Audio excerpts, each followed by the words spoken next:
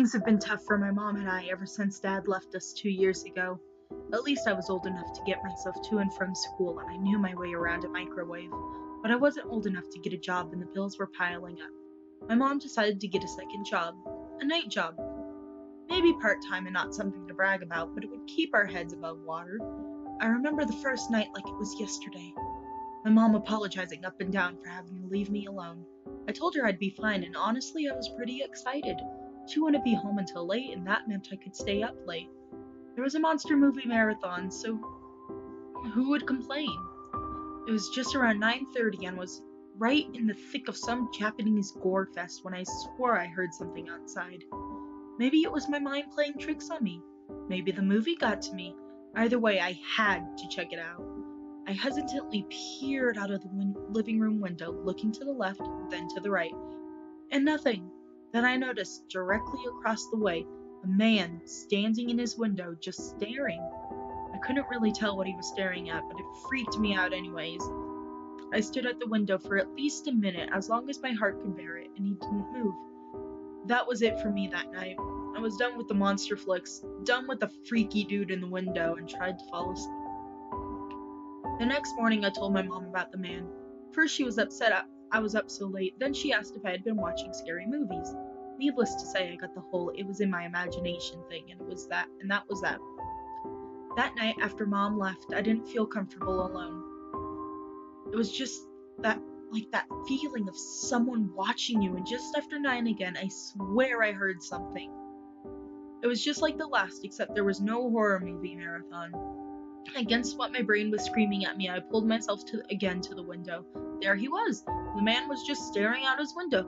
This time I darted away as quickly as I could and ran to my room. It was just so weird.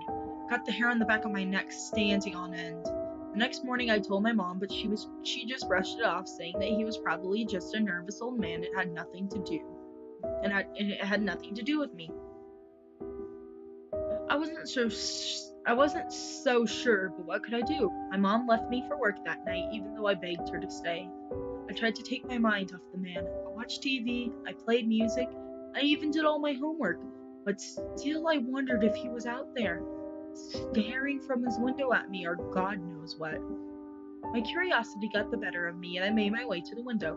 My fear was realized in that moment because there he was, the man in the window, just staring.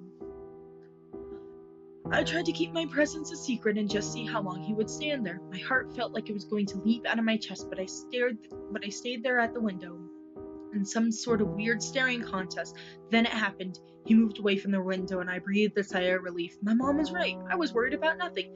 Suddenly, his front door opened, and my comfort changed to dread in an instant. I watched from my window, trying my best not to be seen, watching him walk down his driveway, then across the street, then up my driveway. I choked in fear and ran for the telephone. I dialed 911 and waited, my heart jackhammering a million miles an hour. Finally, an answer. I explained to the lady that I thought I saw someone trying to break into my house. I explained to the lady that I thought someone was trying to break into my house, and she said she would help me on the way and asked for my address. I managed to get the first 3 numbers out when I was grabbed from behind. I dropped the phone and felt these dirty, greasy hands wrap themselves around me. I screamed as loud as I could and shook myself, trying to break free, but I was lifted from the ground. I could feel hot breath on my neck, smell the stale, rotten stench of my attacker. I couldn't help but start crying, screaming my lungs out for my mom, for anyone, for help. Then there was a thud, and I was falling with the man towards the floor. We hit, and his grip loosened. I rolled away and scrambled behind the couch. Then I heard a voice say, "It's okay. You're safe now." I looked up, shaking and bewildered. There were 2 men, one on the floor who wasn't moving, and another standing there with a baseball bat. "You're okay," he said again.